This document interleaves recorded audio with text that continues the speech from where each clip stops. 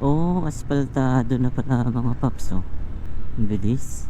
Parang kailan lang yung traffic dito. Ito yung nag-cause ng mahabang traffic dito sa Santa Cruz last week ata yun eh. Ngayon oh, aspaltado na to. Pati pala dito, paglampas ng tulay, aspaltado na rin. Hanggang saan nito kaya? At least ang ganda na ng daan dito, oh. Kahit para maraming dump truck po, oh, 'di ba? Ganda na ulit ng daan. Ano lang to dati eh, concrete lang. Wala pang asfalto. Oh, hindi pa tapos. Putol pa dito mga paps. Dito sa Lipay. Oo. Hanggang dito lang. Pero tuloy-tuloy na siguro ito eh, kasi pinutol pa lang doon. Flashback.